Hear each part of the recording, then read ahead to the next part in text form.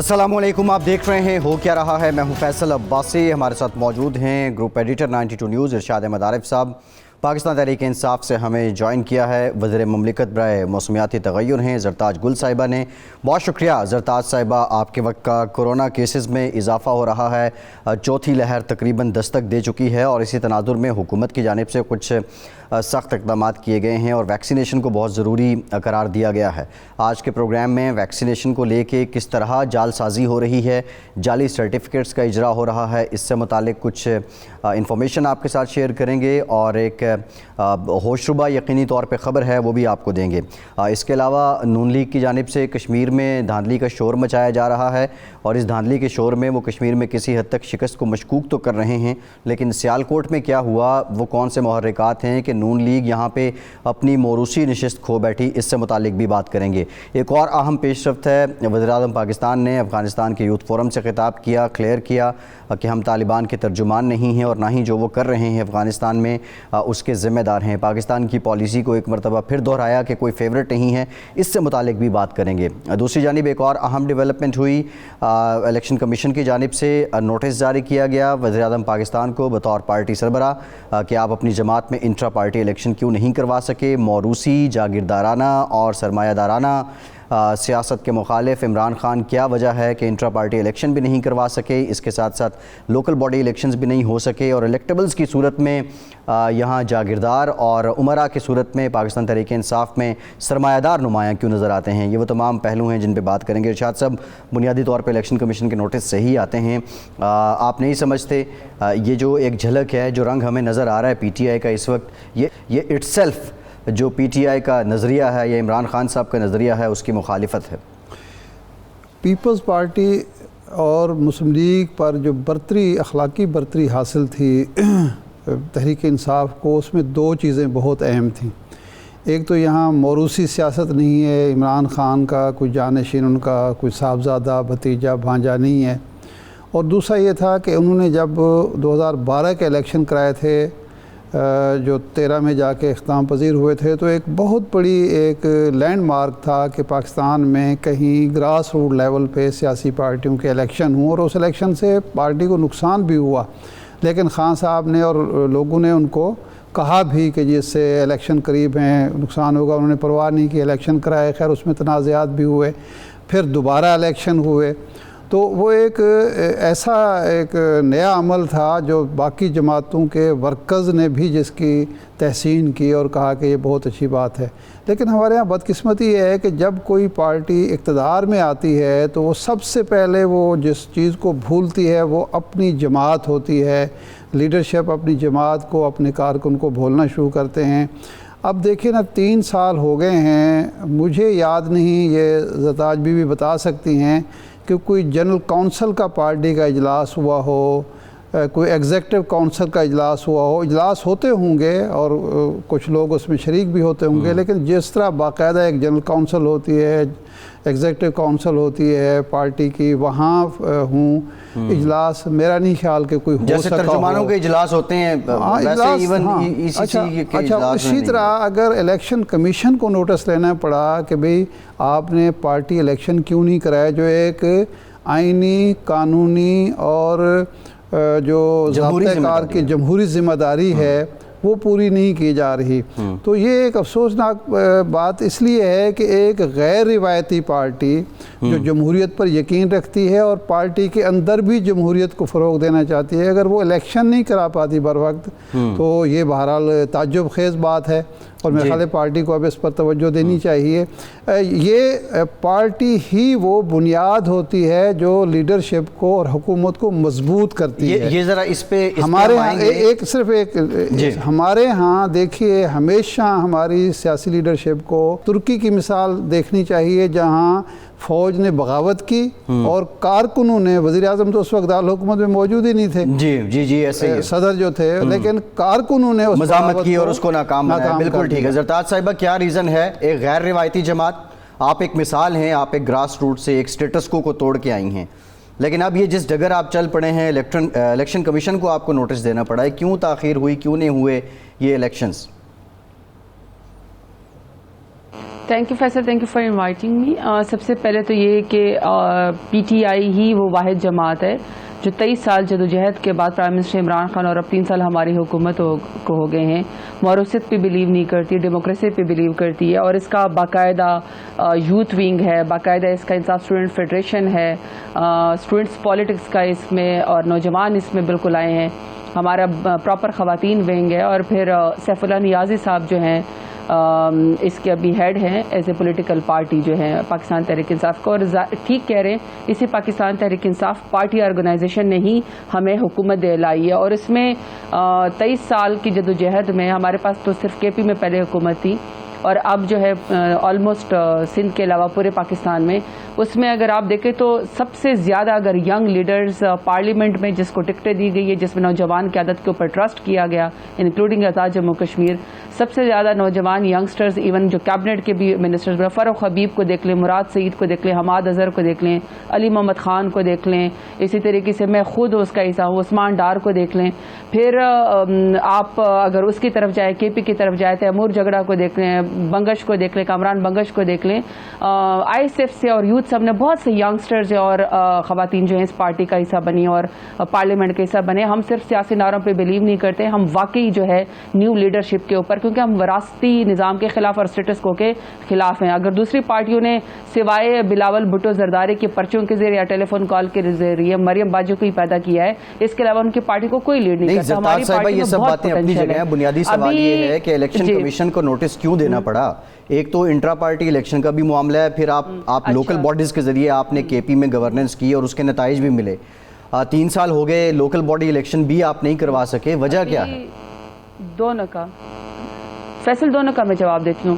ابھی جہاں تک الیکشن کمیشن کی بات ہے، آپ مجھے نوٹس کا بتا رہے ہیں، میں ظاہری بات ہے اس وقت گورنمنٹ کا حصہ ہوں، میں تنظیم کا میرے پاس کوئی عہدہ نہیں ہے، لیکن سیف اللہ نیازی صاحب جو ہیں اور کیانی صاحب اس کو دیکھ رہے ہیں. اور ابھی مجھے یہ پتہ ہے کہ لاسٹ ٹائم جو ہماری میٹنگ بھی ہوئی تھی اور جو پرائم منسٹر صاحب نے ان کی کور کمیٹی کی میٹنگ بلائی اور اس میں تنظیم کے اوپر اور آرگنائزیشن کے اسٹرانگ کرنے کے اوپر اور سارٹ آف ری شفلنگ یا دوبارہ سے، کیونکہ ساری باتیں ہماری بھی جنرل الیکشن 2023 کے اوپر نظر ہیں اور ہم چاہتے ہیں کہ پورے ملک کے اندر جو ہے، کیونکہ اسی تنظیم نے لاکھوں کے مجمع کروائے ہیں، اسی پی ٹی آئی کی تنظیم نے ہی اس طرح کے نئے جو ہے وہ لیڈرز پیدا کیے ہیں، تو اس کے اوپر ہم دوبارہ سے وہ کر رہے ہیں. اور جو الیکشن کمیشن کے حکم ہیں وہ بالکل ٹھیک ہوتے ہیں، اس کے اوپر ہم اس کا جواب دیں گے اور اپنی پارٹی کو ہم تنظیم کو دوبارہ سے مضبوط کریں. تھوڑا سا فیصل یہ ہوتا ہے کہ جب آپ گورنمنٹ میں ہوتے ہیں تو سارٹ آف تنظیم شاید اوور شیڈو ہو جاتی ہے، جو کہ نہیں ہونی چاہیے. اس کے باقاعدہ اجلاس بھی ہوتے ہیں، اس کا باقاعدہ مینار پاکستان پہ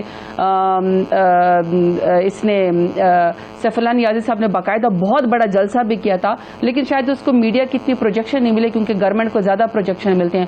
بہرحال ہمیں اپنی آرگنائزیشن کو اسٹرانگ کرنا ہے اور الیکشن کمیشن کے تو اور بھی اچھے اقدامات ہیں. ایک تو یہ کہ پارٹی کے اوپر اس طرح نظر رکھنا کہ political party intra party election کروائیں. جی صرف 2 باتیں، پارٹیوں کے اندر جمہوریت کے تسلسل کو قائم رکھتی ہے، نوٹس بھجواتی ہے، یہ بڑی اچھی بات ہے.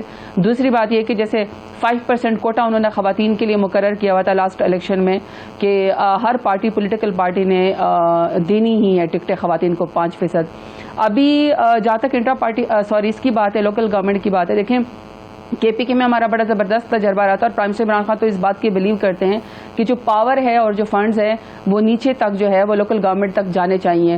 اور اس کے اندر بھی یہی ہے کہ سب سے ہائیسٹ جو مجھے یاد ہے ہائیسٹ جو وہ تھے فنڈ تھے وہ ہماری کے پی کے کی حکومت نے ہی نیچے ٹرانسفر کیے تھے، کیونکہ گلی محلے جو ہے وہ بنانا، نالیاں بنانا پارلیمنٹیرینس کا کام نہیں ہے، یہ بالکل بلدیات کا کام ہے. پنجاب کے اندر ہم نے نیبرہڈ جو ولیج کونسل ہے اس کے اوپر کام کیا. جہاں تک مجھے یاد پڑتا ہے، میرا خیال ہے کہ ابھی کنٹونمنٹ کے ہو رہے ہیں، ٹھیک وہ بھی آپ نے ٹھیک کہا کہ کورٹس اس کے اندر انوالو ہوتی ہیں اور وہ کیونکہ لا کی انٹرپریٹیشن جو ہے وہ آنریبل کورٹس نہیں کرنی ہوتی ہے. لیکن جہاں تک میرا خیال ہے اس کے خلاف شاید پی ایم ایل این جو ہے پنجاب کے اندر ہائی کورٹ کے اندر گئی ہوئی ہے کہ ان کے جو پچھلے والے تھے جو بلدیات والے تھے ان کا ٹینیور پتہ نہیں کس منتھ تک جو ہے مکمل ہو رہا ہے، جو ان کو ری انسٹیٹ کر دیا جائے، جبکہ ہم ری الیکشن کے اوپر یا دوبارہ سے ہم نئے بلدیات کے اوپر بلیو کریں. سارٹ آف میرے خیال ہے کہ میاں محمود رشید صاحب نے وہ تو فیصلہ آ چکا ہے، جی ڈیسیجن آ چکا ہے.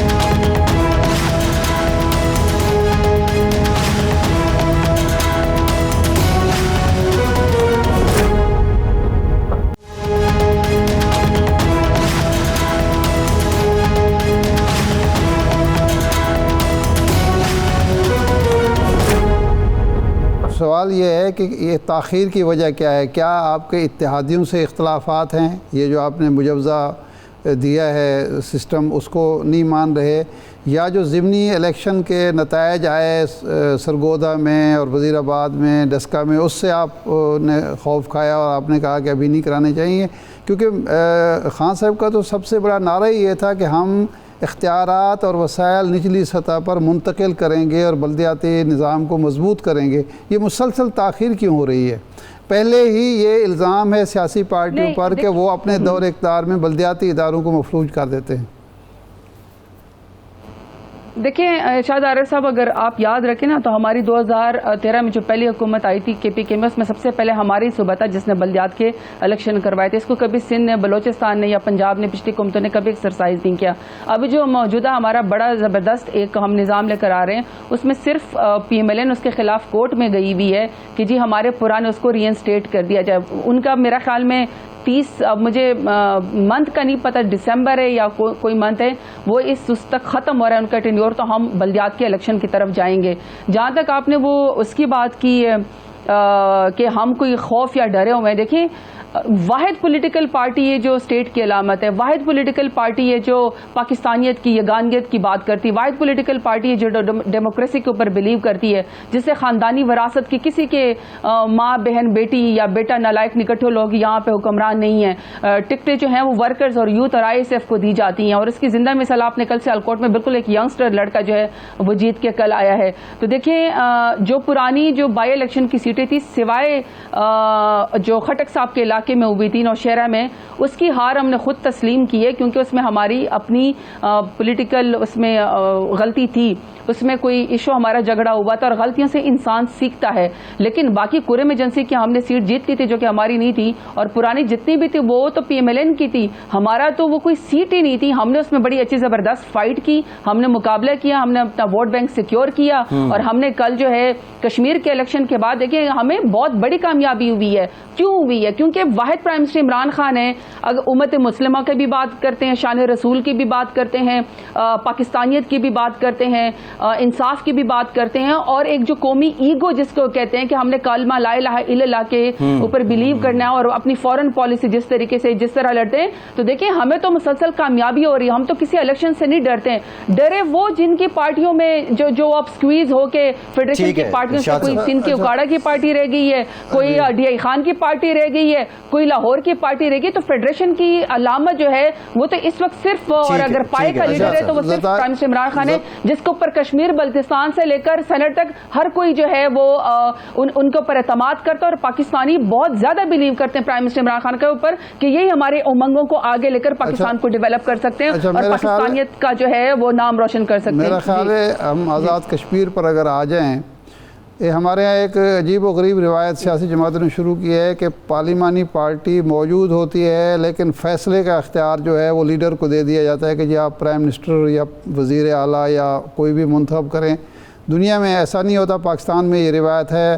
اب آزاد کشمیر میں الیکشن ہوئے، آپ کو بڑی کامیابی ملی، آج ایک سیٹ اور بھی مل گئی، 26 سیٹیں آپ کی ہو گئی ہیں۔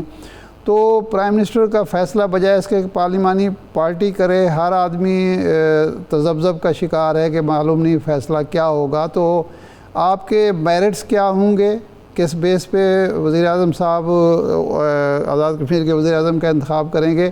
اور کیا آپ پارٹی کے پرانے ورکر کو ترجیح دیں گے یا جو نئے لوگ شامل ہوئے ہیں ان میں سے کسی کا انتخاب ہو رہا ہے؟ کیا کنسیڈریشن ہے آپ کی؟ دیکھیں ارشاد عارف صاحب، ہم نے جو کشمیر کی 20 دن کی الیکشن کیمپین کی، اس میں ہم اور باقی پولیٹیکل پارٹیوں میں واضح فرق کیا تھا کہ انہوں نے لسانیت کی، پنجابی کارڈ کی، انہوں نے ذات برادری کے کارڈ کی، اور انہوں نے ایسی جس کو کیا کہتے ہیں پرسنل گرجز اور پرسنل اناروز کے لیے جو انہوں نے فائٹ کی، وہ ان کا یہ پوٹینشیل نہیں تھا کہ وہ کشمیر کے ایشو کے اوپر بات کرتے، مودی کے بارے میں بات کرتے، کشمیریوں کے بارے میں جو ایک صرف ایز اے اسٹیٹمنٹ جو پالیسی دی کہ ہمیں نیو ٹورزم پالیسی لے کر آنی چاہیے، ہمیں ہائیسٹ PSDP جو ہے وہ کشمیر کے لیے دینا چاہیے، ہم نے وہاں پہ جو ہے وہ ریفرینڈم کروانا ہے، ہم نے وہاں پہ جو ہے وہ انصاف کارڈ دینا ہے، صحت انصاف کارڈ دینا ہے، ہم نے احساس پروگرام وہاں پہ لے کر جانا ہے. وہ جو پوٹینشیل ہے کشمیر کا وہ تو صرف پرائم منسٹر عمران خان نے ہی وہاں پہ اپنی پالیسی دی, اور یہی ہمارا موٹو ہے کہ ہم کشمیر کے کاز کو کبھی نہیں بھولیں گے. مقبوضہ کشمیر کے لیے بھی ہم لڑتے رہیں گے اور کشمیر میں ہم ہائیسٹ ڈیولپمنٹ کروائیں گے. اب اس ایک جو میرٹ ہے, اور ہمارا میرٹ یہ کہ ہم نے 14 نئے لوگوں کو جو ہے وہ ٹکٹیں دی, ہم نے نئی نوجوان لیڈرشپ پیدا کی ہے. ہم لوگ نئے نوجوان کی عادت کو لے کر آئے, اور ہماری پارٹی میں ہمیشہ ایسا ہوتا ہے زبان میں آپ کا بھی کوئی ثانی نہیں ہے. ود ڈیو رسپیکٹ, یہ تو خیر بڑی بدقسمتی ہے اس ملک کی سیاست کی کہ زبان میں جس طرح ساری سیاسی جماعت. مطلب ہے آپ کا, آپ سے کیا مطلب ہے؟ آپ سے مراد آپ کی جماعت, آپ کی جماعت کے لوگ, آپ کی جماعت, آپ کی ذات نہیں ہے, آپ کی جماعت. علی احمد گنڈا پور کی جو زبان استعمال ہوئی.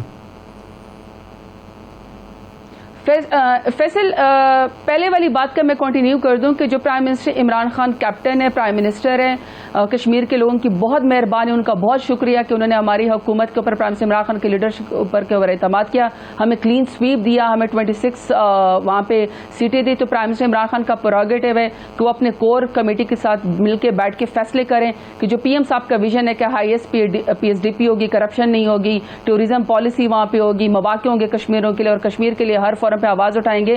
تو جو اس سٹینڈرڈ کے اوپر پرائم منسٹر عمران خان جو ہے وہ فیصلہ کریں گے وزیر اعظم کا, ہم سب اس کو قبول کریں گے اور انشاءاللہ وہ پرفارم کریں گے, کیونکہ کیپٹن اگر ٹھیک ہو تو ٹیم بھی ٹھیک ہوتی ہے. جہاں تک آپ نے زبان کی بات کی, میں ضرور اس بات کو واضح کرنا چاہتی ہوں. دیکھیں, گالی گلوچ کی سیاست, نفرت کی سیاست, انتشار کی سیاست, یہودی کارڈ کی سیاست, پنجابی لسانی کارڈ کی سیاست, اور دوسروں کی یہودیوں کے اور گود میں پلے ہوئے اس کو تو چھوڑ دیں. یہاں تک یہ کہنا کہ مقبوضہ یا جو پاکستان میں جو کشمیر ہے, آزاد کشمیر, وہاں کے لوگ جو ہیں اب آزادی چاہتے ہیں صرف ایک سیٹ کی خاطر, ایک ووٹ کی خاطر, کیونکہ پے در پہ ناکامی جو پی ایم ایل این کو ہوئی ہے اس کے اوپر جو شادیانے بجائے جا رہے ہیں انڈیا کے اندر.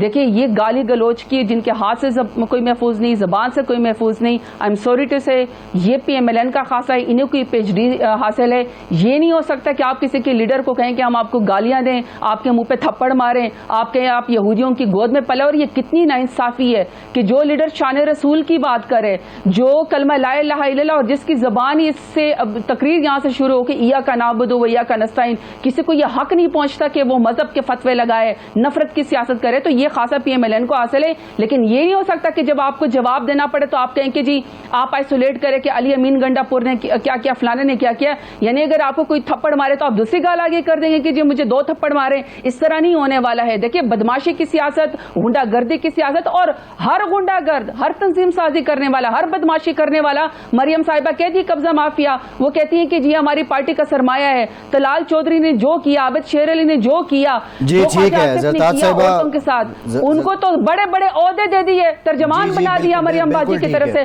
ہماری پارٹی میں ہمیں صرف فیصل آخری لفظ فیصل پرائم منسٹر عمران خان کی طرف سے ہمیں حکم ہے کہ ہم نے ہر بات کا جواب دلیل سے دینا ہے. جب ہمارے پورٹ فولیو پہ انصاف صحت کارڈ موجود ہے, ٹوریزم پالیسی موجود ہے, احساس پروگرام موجود ہے, 10 بلین ٹری سونامی موجود ہے, 10 نئے ڈیم موجود ہے, تو ہمیں کیا ضرورت ہے کہ ہم گالی گلوچ کا وہ کریں گے, جواب دیں گے. ارشاد صاحب, یہ جو استعمال کیے ہیں بدماشی, غنڈہ گردی, یہ بڑی نفیس زبان ہے. ایک بریک کے بعد بات کرتے ہیں, ہمارے ساتھ رہیے.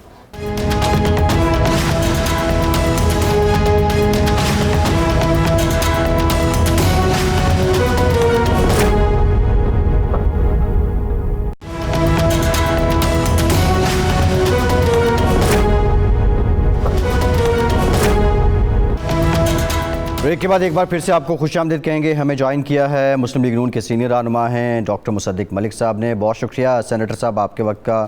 ڈاکٹر صاحب, کشمیر میں تو دھاندلی ہو گئی اور وہاں آپ کے مخالفین یہ کہہ رہے ہیں کہ دھاندلی کے الزام سے آپ نتائج کو یا شکست کو مشکوک بنا سکتے ہیں, لیکن یہ سیالکوٹ میں کل کیا ہوا سر؟ کشمیر کا متعلق تو میں آپ کو بڑے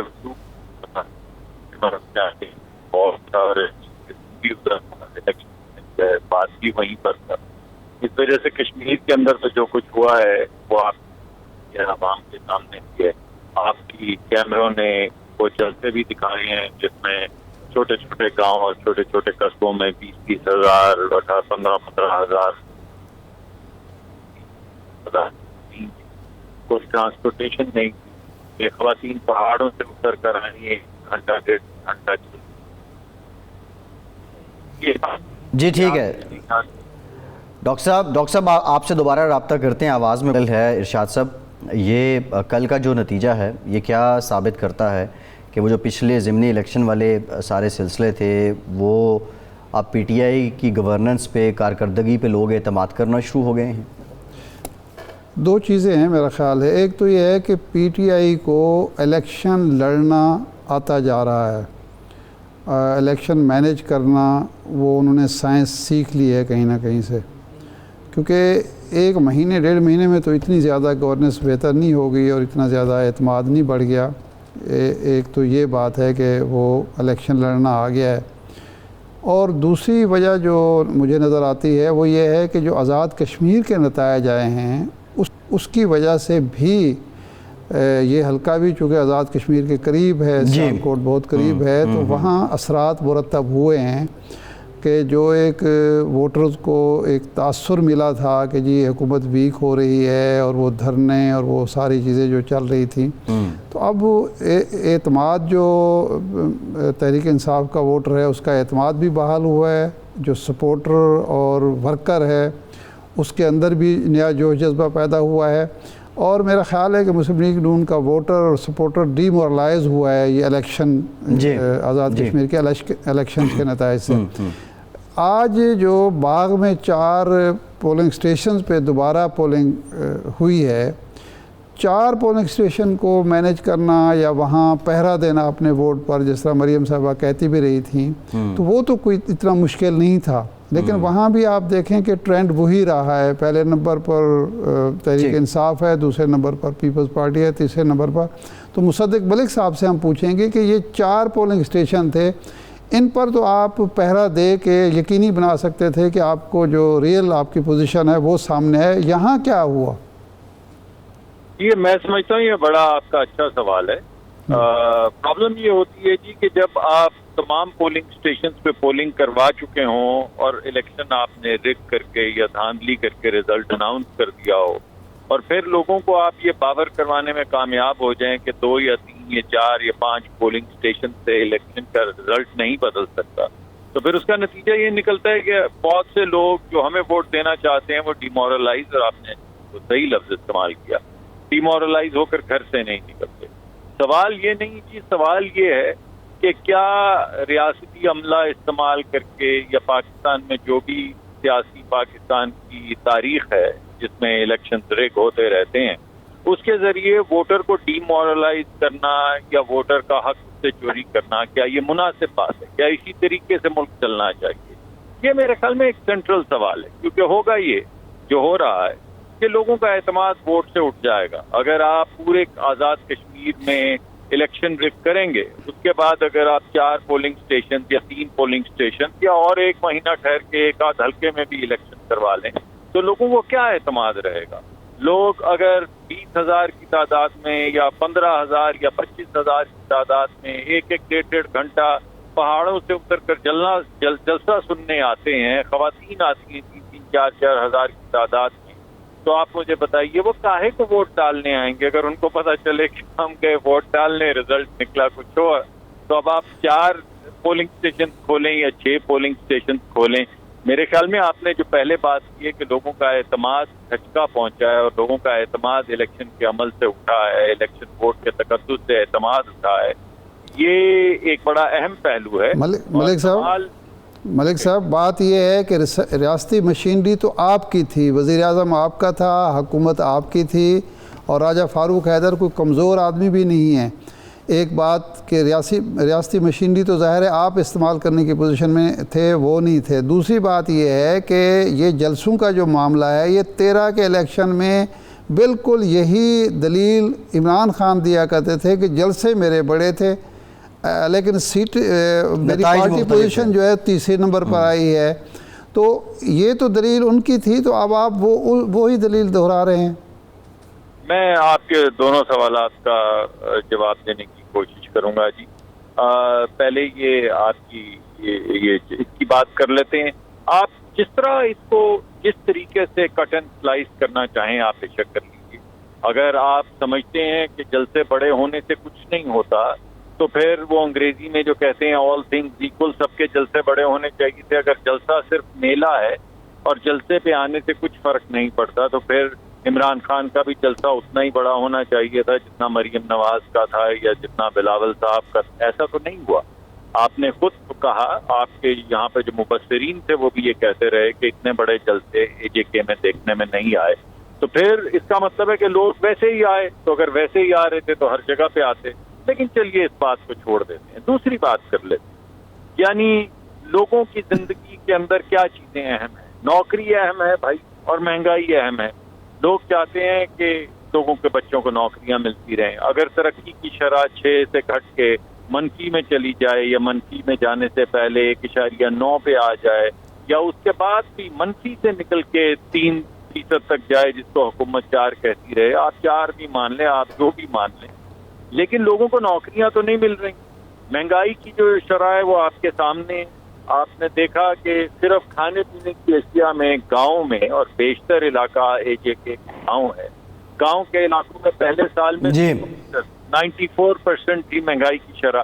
اب آپ یہ کہہ رہے ہیں کہ لوگ اس کو ووٹ دینا چاہتے ہیں جس نے. ٹھیک ہے ڈاکٹر صاحب، لاسٹ کویسچن آپ سے بریف کمنٹ کیجیے گا. شہباز شریف صاحب نے کہا کہ اگر ہم اپنی کارکردگی بتاتے جو حکومت کی، مسلم لیگ نون کی حکومت کی کشمیر میں کارکردگی تھی اور بروقت صدے باب کرتے تو نتائج مختلف ہو سکتے تھے. اس سے کیا مراد لی جائے؟ جو بیانیہ آپ نے آپٹ کیا اس میں کچھ بہتری لائی جا سکتی تھی؟ میں ذرا، اگر آپ کے پاس 1-2 منٹ ہے تو آپ کا آدھا سوال کا جواب نہیں کیا تھا جو میرے خیال میں آپ نے پوچھا غالباً. وہ یہ تھا کہ اگر آپ یہ سمجھتے ہیں کہ راجہ صاحب بڑے طاقتور آدمی ہیں اور ہماری حکومت تھی، تو آپ مجھے یہ بتائیے کہ الیکشن کمیشن چیختا رہ گیا کہ فلاں فلاں وزیر جو ہیں ان کو نہیں، ان کا داخلہ بند کر دیا گیا کشمیر میں. تو کیا آپ نے دیکھا ان کا داخلہ بند ہوتے؟ آپ نے ان کو سخت کلامی کرتے بھی دیکھا. آپ نے ان کو 5-5 ہزار نوٹوں کی گٹیاں ہاتھ میں اٹھائے بھی دیکھا. آپ نے ان کو فائرنگ کرتے بھی دیکھا. آپ نے یہ بھی دیکھا کہ انہوں نے جلسوں میں کھڑے ہو کے کہا کہ میں اتنے ارب دوں تو اتنے ووٹ ملیں گے، اور اتنے ووٹ دو گے تو اتنے ارب ملیں گے.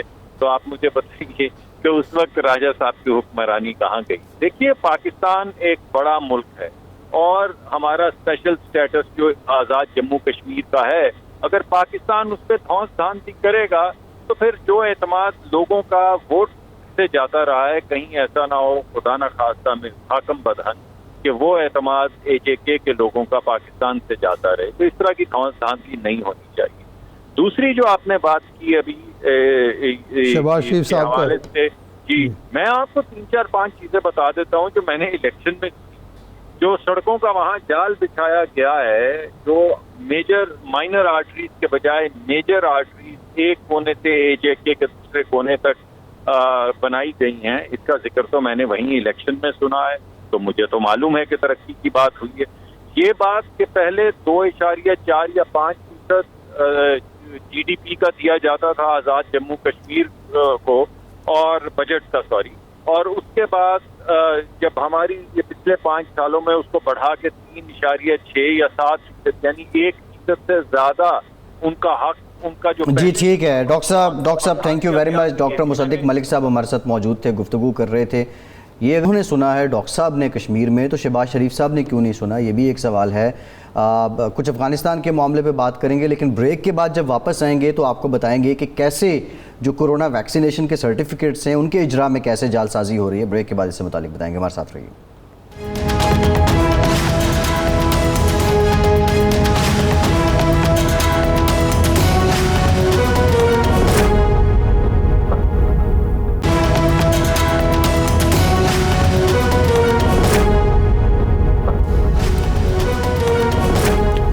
بریک کے بعد ایک بار پھر سے آپ کا خیر مقدم کرتے ہیں. ارشاد صاحب، کورونا ویکسینیشن اور سرٹیفکیٹ کے اجرا میں ہو کیا رہا ہے؟ مجھے کچھ عرصے سے یہ اطلاعات مل رہی تھیں کہ جو لوگ وہاں جاتے ہیں ڈوز لگوانے کے لیے، وہ ڈوز لگتی نہیں ہے. ایک فارم پر ہوتا ہے، پہلے تو وہ اپلائی کرتے ہیں، ان کو تاریخ دے دی جاتی ہے، رجسٹریشن ہو جاتی ہے، وہ جاتے ہیں اور ان کی ثوابدید پر چھوڑ دیا گیا ہے کہ وہ ڈوز لگوائیں نہ لگوائیں، ان کا اندراج ہو جاتا ہے. لیکن اب یہ شکایات تسلسل سے ہو رہی ہیں. اس میں جو عملہ وہاں بیٹھا ہوا ہے اس کی دلچسپی یہ ہوتی ہے کہ یہ ڈوز نہیں لگے گی تو یہ ڈوز ہم بازار میں آرام سے بیچ سکتے ہیں. ایک واقعہ دو واقعہ جب درجنوں واقعات میرے علم میں آئے اور یہ جا کے انہوں نے سرٹیفکیٹ تو ان کی ضرورت تھی وہ کیا اور ان کو سرٹیفکیٹ بعد میں اجرا ہو گیا، لیکن نہ پہلی ڈوز انہوں نے لگوائی نہ دوسری لگوائی، یا پہلی لگوائی تو دوسری نے لگوائی اور اندراج کرا کے آ گیا۔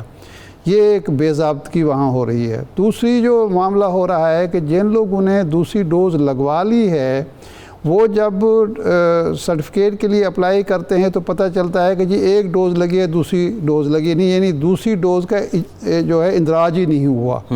تو اب وہ لوگ بڑے پریشان ہیں جن کی یعنی ایک میری 3-4 خاندان کے 4 لوگ ہیں جنہوں نے 12 مئی کو سیکنڈ ڈوز لگوائی عید کی رات کو، اور پہلی 22 اپریل کو لگوائی تھی۔ آج تک ان کی دوسری ڈوز کا اندراج ہی نہیں ہے، اور جب وہ وہاں جاتے ہیں تو وہ کہتے ہیں جی ایک دفعہ اور آپ کو لگوانی پڑے گی۔ بریفلی بتا دیں اس گھپلے کا مقصد کیا ہے؟ کیا کوئی پیسے بٹور رہے ہیں؟ اس سے پیسے بھی بٹورے جا رہے ہیں، اور ہمارا جو سرٹیفکیٹ ہے کرونا کووڈ کا اس کو بھی مشکوک کیا جا رہا ہے۔ اگر چند واقعات ایسے منظر عام پر آ جاتے ہیں تو اس کے بعد اس سرٹیفکیٹ کی کیا اہمیت رہے گی، خاص طور پر بیرون ملک۔ جی ہم نے رابطے کی کوشش کی، ڈاکٹر فیصل سلطان صاحب سے رابطہ نہیں ہو پایا، تو اب ڈاکٹر فیصل سلطان کو، اسد عمر صاحب کو، وزیر اعلیٰ پنجاب کو، وزیر صحت پنجاب ڈاکٹر یاسمین راشد صاحبہ کو اس پر توجہ دینی چاہیے، اس کا سدباب کرنا چاہیے۔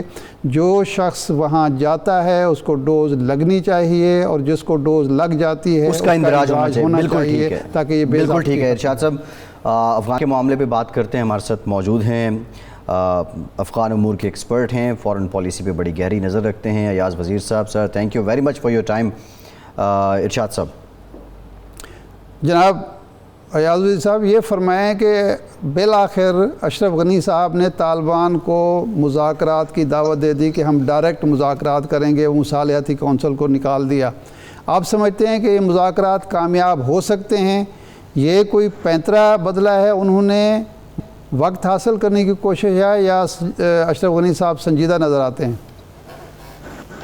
دیکھیے اس کے اوپر بھی ظاہر بات ہے پریشر بہت ہے، کیونکہ طالبان بھی آگے بڑھ رہے ہیں، اور پھر ان کے ساتھ جو لوگ ہیں حکومت کے اندر وہ بھی اس کے اوپر پریشر ڈال رہے ہیں، اور وہ سیاسی لیڈران اور وارلاڈ جو کابل میں بیٹھے لیکن حکومت میں نہیں ہے وہ بھی پریشر ڈال رہے ہیں۔ تو اس انڈر ایکسٹریم پریشر امریکہ بھی پریشر ڈال رہا ہے کہ کوئی راستہ نکالے۔ تو میرا خیال ہے یہ آخری طرف کی چال ہوگی، اگر اس میں بات آگے بڑھی تو ٹھیک ہے، اگر نہ بڑھی تو مشکلات ہوں گی، کیونکہ اس سے پہلے جہاں تک مجھے پتا ہے جب عبداللہ بھی ریسنٹلی جا رہے تھے دوحہ کو تو اس کے ساتھ شاید کارزائی کو بھی جانا تھا، لیکن کارزائی نے یہ شرط رکھی کہ اگر ہمیں پوری طرح اختیار دیتے ہیں کہ ہم نے جو فیصلہ کیا وہ اشرف غنی صاحب مانیں گے تو میں تب جاؤں گا ورنہ نہیں جاؤں گا۔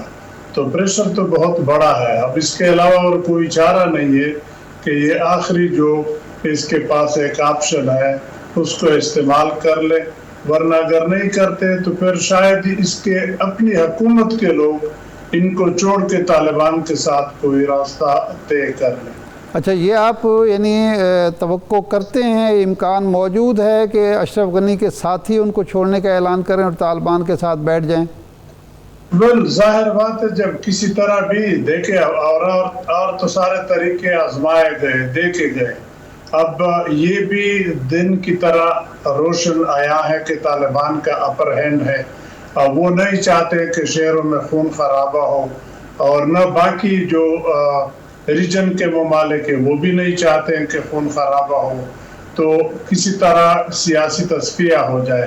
اب سیاسی تصفیہ کے لیے بھی سارے راستے ڈھونڈ نکالے سوائے اشرف غنی کے۔ اشرف غنی کے ساتھ اب طالبان کی ریزرویشن ہے کہ ہم ان کے ساتھ بات نہیں کرتے، اس کو مانتے ہی نہیں، اس طرح سے وہ ایک پپٹ ہے، اس کی کوئی اختیار نہیں۔ بہرحال اب اللہ کرے وہ بیٹھ جائے، بات کر لے، اور اشرف غنی بھی اسی میں اپنی شاید تو کیا کہتے ہیں خیریت دیکھتے ہیں کہ کسی طرح صلح ہو جائے، ورنہ طالبان کو روکنا اس کے بس کی اب بات نہیں رہی۔ ایاز وزیر صاحب، پچھلے دنوں امریکی فوج نے باقاعدہ بمباری کی طالبان کے ٹھکانوں پر، اشرف غنی صاحب نے ملیشیا بنائی مختلف اور ان کو اسلحہ دیا، ان کو ٹرینڈ کیا، تو اس کا مطلب ہے کہ وہ دونوں جو آپشن استعمال ہوئیں وہ بھی ناکام ہو گئی ہیں، جس کے بعد اشرف غنی صاحب اس نتیجے پر پہنچے ہیں کہ طالبان ہی سے مذاکرات کیے جائیں۔ ایک سوال۔ دوسرا سوال یہ ہے کہ طالبان کسی سسٹم کا، ایسے سسٹم کا حصہ بننے کے لیے تیار ہوں گے جس میں اشرف غنی اور عبداللہ اور یہ لوگ شریک ہوں؟ دیکھیے، اگر طاقت کے بل بوتے پہ طالبان کو جھکایا جا سکتا تو امریکہ کے پاس جب نیٹو کی بھی پاور تھی، 1,50,000 سے زیادہ فوجی آن دا گراؤنڈ تھے اور طالبان اتنے منظم بھی نہیں تھے، تو اس وقت منوا لیتے۔ وہ اپنی پوری طاقت کے باوجود طالبان سے بات نہ منوا سکے، تو اب وہ تو اشرف غنی کی حکومت کے ساتھ امریکہ کی ایک ایگریمنٹ بھی ہے کہ ہم آپ کی سیکیورٹی کی مدد کریں گے، پرووائڈ کریں گے۔ اب وہ کتنے پرووائڈ کریں گے، کتنے اس کو روکیں گے طالبان کو بمباری سے، یہ تو اب دیکھیں گے، لیکن اگر پوری مائٹ کے ساتھ نہ روک سکا تو اب کیا روکے گا؟ دوسری بات آپ کی تھی کہ اشرف غنی اور عبداللہ کے ساتھ حکومت میں طالبان شامل ہوں گے کہ نہیں ہوں گے، یہ ایک بہت بڑا سوال ہے، صحیح سوال ہے، کیونکہ ریزرویشن بہت سٹرانگ ہے اشرف غنی اور عبداللہ دونوں کے خلاف۔ لیکن افغان ہم نے دیکھے ہیں کہ بہت مشکل سچویشن کو بھی کوئی طریقہ نکال لیتے ہیں، کوئی راستہ نکال لیتے ہیں کہ وہ کیا کہتے ہیں، سان بھی مرے اور لاٹھی بھی نہ۔ آخری سوال سر یہ ہے کہ اطلاعات یہ ہیں کہ ملا عبدالغنی برادر کی جو ملاقات ہوئی چائنیز وزیر خارجہ سے، اس میں اسلامک ترکستان موومنٹ اور ٹی ٹی پی کا حوالے سے بات ہوئی کہ وہاں طالبان نے اپنے علاقوں میں ان کی پناہ گاہیں برقرار رکھی ہیں یا ان کو تحفظ دیا ہے، جس کی وجہ سے معاملات خراب ہو رہے ہیں۔ آپ کے ایک تو اطلاع یہ ہے، دوسرا اطلاع کیا ہے، اور دوسرے یہ ہے کہ ان کے ساتھ طالبان اپنا تعلق توڑنے پر آمادہ ہوں گے؟ میرا خیال ہے ان کی آپس میں جو بات ہوئی، ایک ایگریمنٹ جس پہ دونوں متفق ہوئے، وہ یہی بات تھی کہ افغان سرزمین کو چین کے خلاف استعمال نہیں کرنے دیں گے، خاص کر یہ جو واخان ویلی ہے، اس کا جو بالکل لگا ہے چائنا کے ساتھ، اس ایریا سے چین کو بڑا تشویش ہے، کیونکہ ویگور جو مسلمان ہیں ان کے ہاں اس کا ایسٹ ترکمانستان موومنٹ سے بڑا خطرہ ہے۔ تو میں نے جو سنا ہے یا میری جو علم ہے، جو پڑھا ہے آرٹیکل نیوز وغیرہ میں، اس پہ ایگریمنٹ ان کا ہوا ہے کہ طالبان ایسٹ ترکمانستان موومنٹ کو وہاں بالکل پنپنے نہیں دیں گے اور نہ کسی اور تنظیم کو جو افغانستان کے سرزمین سے ایران کے خلاف کارروائی کرے۔ اور چین نے ان ریٹرن 60 لاکھ سے زیادہ، میرا خیال ہے 62 بلین ڈالر کا وعدہ کیا ہے کہ ہم افغانستان کے اندر انفراسٹرکچر بنائیں گے، اور اس میں سب سے بڑی بات میرا خیال ہے پشاور اور کابل کا موٹر وے ہے، اور باقی جو انفراسٹرکچر ہے وہ سارا بنائیں گے، لیکن اسی ایگریمنٹ پہ کہ افغانستان سے چین کو کوئی خطرہ نہ ہو، اور چین کے اندر افغانستان کے اندر جو چینی کام کریں گے ان کی حفاظت کی ذمہ داری بھی طالبان کی ہوگی۔ جی بالکل ٹھیک ہے۔ ایاز وزیر صاحب بہت شکریہ، آپ کے وقت کا پروگرام ختم ہو گیا۔ ارشاد صاحب آپ کا بھی شکریہ، آج کے پروگرام سے اتنے۔